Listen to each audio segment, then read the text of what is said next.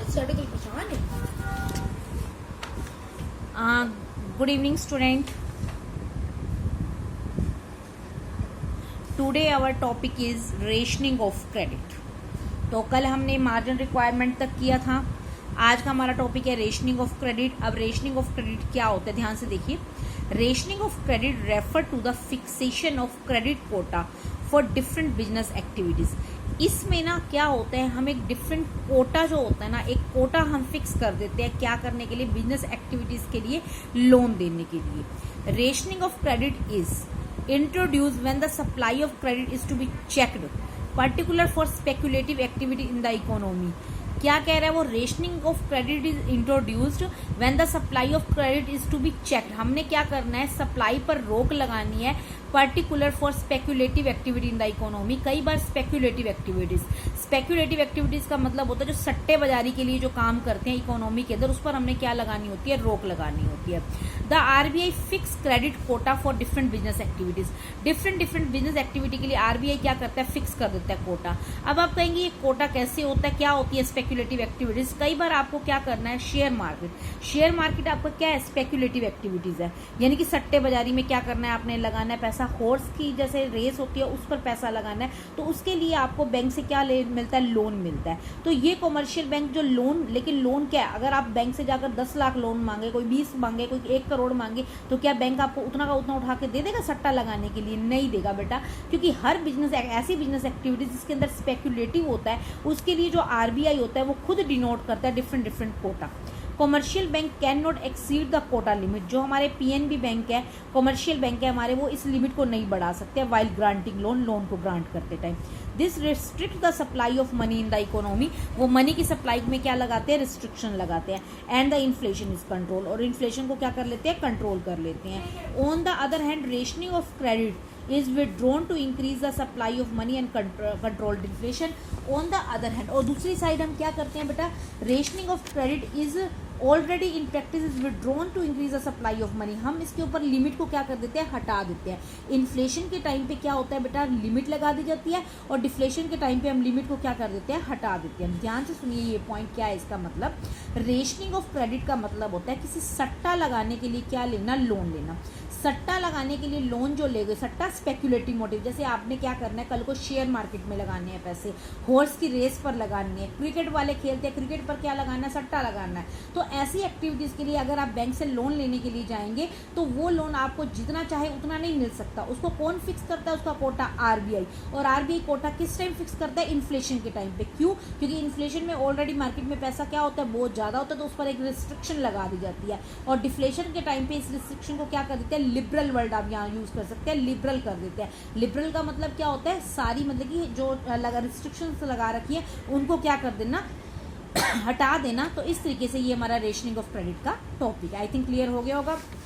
Now our next topic is moral.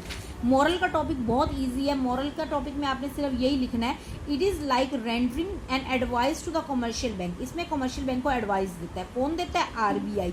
किसको लेकर, to follow their directives. यानी कि जो आरबीआई, जैसे एक पिता अपने पुत्र को क्या देता है, एक पेरेंट्स है, उसने अपने बच्चे को दुकान बनाकर दे रखी है, एक पापा ने अपने बेटे को, तो क्या करते हैं वो टाइम टू टाइम को गाइड करते रहते हैं, बेटा ऐसे काम करो, ऐसे मत करो. तो क्यों? क्योंकि उनके पास एक्सपीरियंस है. इस तरीके से कमर्शियल बैंक का बाप कौन है, आरबीआई है. तो आरबीआई टाइम टू टाइम उनको क्या करता है, फॉलो करता है. The bank are advise to restrict loan during inflation. जो आरबीआई है वो क्या कर देता है, रिस्ट्रिक्शंस लगा देता है. और कमर्शियल बैंक को भी यही कहता है कि इन्फ्लेशन के टाइम पे क्या लगा दो, रिस्ट्रिक्शन लगा दो. एंड लिबरल का मतलब छूट देना, इन लैंडिंग ड्यूरिंग डिफ्लेशन, और डिफ्लेशन के टाइम पे क्या कर दो, छूट दे दो. तो ये बेटा आपके क्वालिटेटिव और क्वांटिटेटिव इंस्ट्रूमेंट से. एक आपका क्वेश्चन है हॉट क्वेश्चन, जिसमें आता है आपका selective credit control. Selective credit control का मतलब क्या होता है, देखो बेटा सिलेक्टिव क्रेडिट कंट्रोल मैं पूरा नहीं पढ़ रही, आपको एक एग्जांपल से समझा रही हूँ, आपको वैसे ही समझ आ जाएगा. आपके मेरे सपोज करो मैं किसी बैंक की मैनेजर हूँ, और मेरे पास दो मतलब कस्टमर आए. दो कस्टमर ने आकर मुझे क्या कहा कि मैडम हमें लोन चाहिए, मिस्टर ए और मिस्टर बी. तो मैंने कहा ठीक है लोन मिल जाएगा. तो मिस्टर ए जो थे बेटा, उन्होंने कहा, मैंने उनसे पूछा सर आपको किस पर्पज़ के लिए लोन चाहिए, तो उन्होंने कहा मुझे एक फैक्ट्री लगानी है. और मिस्टर बी से मैंने पूछा आपको किस पर्पज़ के लिए लोन चाहिए, तो उन्होंने मुझे कहा कि स्पेकुलेटिव मोटिव के लिए चाहिए, यानी कि मुझे शेयर बाजार में पैसा लगाना है। देखो दोनों ही मुझे लोन की अमाउंट जो मैं उनको दूंगी उस पर इंटरेस्ट तो दोनों ही मुझे सेम देंगे, लेकिन मेरी जिम्मेदारी किसको बनती है देने की? मेरी जिम्मेदारी बनती है कि मैं उसको लोन दूं जो आगे प्रोडक्शन को क्या कर सके, बढ़ा सके। तो मेरा लोन देने का फर्ज जो बनता है वो किसको बनता है? जिसने फैक्ट्री लगानी है, ताकि इससे लोगों को आगे क्या मिलेगा? एम्प्लॉयमेंट मिलेगा। तो सिलेक्टिव क्रेडिट कंट्रोल का मतलब है कि हमें किसी को कंट्रोल करना है, हमने किसी को सिलेक्ट करना है, प्रायोरिटी बेसिस पर किसको रखना है। तो प्रायोरिटी सेक्शन जो होगा मेरे लिए क्या होगा? जिसने क्या करना है, इंडस्ट्री लगानी है, कोई फैक्ट्री लगानी है। क्लियर ये सिलेक्टिव क्रेडिट कंट्रोल। अब आपका एक लास्ट टॉपिक रह गया जो बीच में मैं करवाना भूल गई थी, reverse repo rate. Reverse repo rate का मतलब क्या होता है ये ध्यान से समझना बच्चे। रिवर्स रेपो रेट में अभी तक मैंने तुम्हें क्या बताया, ये ध्यान से इस पे समझना, पेपर पे आपको पढ़ने से समझ नहीं आएगा ये चीज़। अभी तक मैंने आपको क्या बताया कि आरबीआई कमर्शियल बैंक को क्या देता है? लोन देता है। अभी तक मैंने टॉपिक में यही बताया है ना कि आरबीआई कमर्शियल बैंक को क्या देता है? लोन देता है। लेकिन रिवर्स में क्या होता है? उल्टा कैसे होता है? इस टाइम पे कमर्शियल बैंक जो है वो आरबीआई को क्या दे रहा है? लोन दे रहा है। उल्टा हो गया। रिवर्स का मतलब क्या होता है? उल्टा। अब कमर्शियल बैंक जो है वो आरबीआई को क्या देते हैं? लोन देते हैं। अब आप कहेंगे कि कमर्शियल बैंक आरबीआई को लोन कैसे दे सकता है? वो तो छोटा बैंक है और आरबीआई बड़ा बैंक है। इस कंसेप्ट को मैं क्लियर कर रही हूँ। कई बार क्या होता है, कमर्शियल बैंक के पास सरप्लस फंड का मतलब क्या होता है? बहुत ज़्यादा पैसा किसमें बचा होना, मतलब कि फंड्स के अंदर बहुत ज़्यादा पैसा पड़ा होना। अब मान लो बैंक के पास एक्स्ट्रा कितना पैसा पड़ा है? 50 लाख रुपया सपोज करो बैंक के पास क्या पड़ा है? एक्स्ट्रा पड़ा है। क्या कहा मैंने? 50 लाख रुपया बैंक के पास क्या पड़ा है? एक्स्ट्रा पड़ा है। अब इस पैसे से क्या करना है? मार्केट में पैसा दे या आरबीआई को दे, ये तय करना है किसने? कमर्शियल बैंक को। तो कमर्शियल बैंक क्या करता है बेटा, ध्यान से सुनना इस पॉइंट को।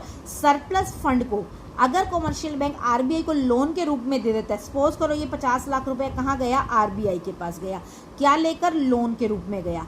तो आरबीआई इसके ऊपर क्या देगा? इंटरेस्ट देगा। जैसे सपोज करो आरबीआई क्या कहता है कि तुम मुझे अपना सरप्लस फंड दे दो कमर्शियल बैंक को, मैं इसके बदले में तुम्हें क्या करूंगा? 7% रेट ऑफ इंटरेस्ट दूंगा। ठीक है, रेट ऑफ इंटरेस्ट के बिना तो कुछ भी नहीं चलता। तो लोन कौन दे रहा है? कमर्शियल बैंक दे रहा है। क्यों दे रहा है? क्योंकि उसके पास सरप्लस पड़ा है। अपना पैसा क्या है, कहीं ना कहीं से इनकम तो लानी है, तो इनकम के रूप में लाने के लिए वो क्या दे रहा है? आरबीआई को लोन के रूप में दे रहा है। तो इसके बदले में आरबीआई उसको क्या दे रहा है? 7% रेट ऑफ लोन दे रहा है। ठीक है, इंटरेस्ट 7% रेट ऑफ इंटरेस्ट दे रहा है। अब बेटा देखो क्या होता है इसके बाद। अब बच्चे जो इन्फ्लेशन के टाइम पे है वो रेट तो आरबीआई क्या करता है? बढ़ा देता है। जैसे आरबीआई ने 7% रेट ऑफ इंटरेस्ट पे क्या किया? लोन ले लिया। लेकिन ये इन्फ्लेशन की बात है। इन्फ्लेशन के टाइम पे आरबीआई ये डिसीजन लेता है कि मैं क्या करूं, कमर्शियल बैंक से उसके सरप्लस फंड ले लूं ताकि लोगों के पास पैसा क्या पहुंचे? कम पहुंचे। अब ये 50 लाख रुपए लोगों के पास नहीं पहुंच रहा, जबकि आरबीआई क्या कर रहा है? इसको रेट ऑफ इंटरेस्ट पे क्या कर रहा है? ज़्यादा रेट ऑफ इंटरेस्ट पे उठा रहा है। अब बात आती है डिफ्लेशन की। जब डिफ्लेशन, मंदी का दौर आ रहा है, डिफ्लेशन में क्या हो रहा है? आरबीआई ने कहा, मन में सोचा कि अगर ये पैसा मैंने कमर्शियल बैंक से 50 लाख रुपए उठा लिया तो ये लोगों तक नहीं पहुंचेगा। तो commercial bank rate of interest को क्या कर देता है? कम कर देता है। यहाँ पर आरबीआई ने कितनी रेट ऑफ इंटरेस्ट कर दी? 5%। 5% पर कमर्शियल बैंक जो है वो आरबीआई को पैसा नहीं देगा। कहेगा आरबीआई को, क्या कहेगा? कमर्शियल बैंक बहुत कम रेट ऑफ इंटरेस्ट दे रहे हो। तो ऑटोमेटिकली ये सरप्लस फंड कहाँ जाएंगे? 50 लाख रुपया पब्लिक तक जाएगा।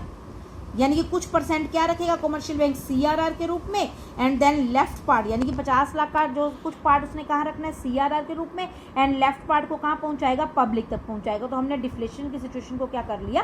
कंट्रोल कर लिया। यानी कि इन्फ्लेशन के टाइम पे आरबीआई ने रिवर्स रेपो रेट क्या कर दी? बढ़ा दी। और डिफ्लेशन के टाइम पे रिवर्स रेपो रेट क्या कर दी? कम कर दी। अब इस पॉइंट को मैं बुक में से समझा रही हूँ, आपने सिर्फ यहाँ से करना है। रिवर्स रेपो रेट देखिए, the rate at which RBI accept deposit. अब आरबीआई डिपॉजिट एक्सेप्ट कर रहा है किससे? फ्रॉम द कमर्शियल बैंक से, थ्रू गवर्नमेंट सिक्योरिटीज। लेकिन गवर्नमेंट के पास सिक्योरिटीज भी रखनी पड़ती हैं। Is called reverse repo rate. It is called reverse repurchase rate के नाम से भी जाना जाता है। बस इतना करने के बाद फिर यहाँ आ जाना, ये देखो fall in reverse repo rate. Reverse repo rate को कम करके हम किसको कंट्रोल कर सकते हैं? अभी मैंने यहाँ पर बताया है, डिफ्लेशन को कंट्रोल कर सकते हैं। देखो क्या होगा, रिवर्स रेपो रेट को अगर हम कम कर देंगे तो आरबीआई के पास पैसा क्या है, कमर्शियल बैंक आरबीआई को लेस फंड देगा, less fund are parked by the commercial bank with the RBI to generate interest income. यानी कि अब कमर्शियल बैंक का मन क्या हो गया, दुखी हो गया कि आरबीआई तो हमें रेट ऑफ इंटरेस्ट नहीं दे रहा, हम उसको पैसा नहीं देंगे।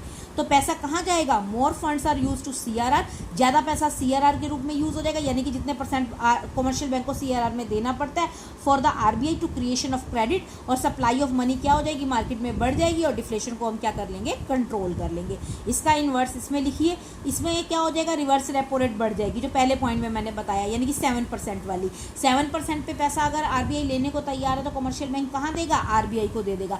मोर फंड्स कहाँ चले जाएंगे, कमर्शियल बैंक के पास। सीआरआर के रूप में क्या रह जाएंगे, लेस फंड्स, इसलिए मनी की क्रिएशन मार्केट में क्या हो जाएगी, कम हो जाएगी। मनी की सप्लाई क्या हो जाएगी, डिक्रीज हो जाएगी, और इन्फ्लेशन को हम क्या कर लेंगे, कंट्रोल कर लेंगे। अगर किसी को इस टॉपिक में दिक्कत हो तो आप मुझसे दोबारा पूछ सकते हैं। Have a nice day. आज चैप्टर खत्म हो चुका है ये वाला, कल हम नेक्स्ट चैप्टर स्टार्ट करेंगे। इस पूरे चैप्टर को आप अच्छे से कर लीजिए बेटा।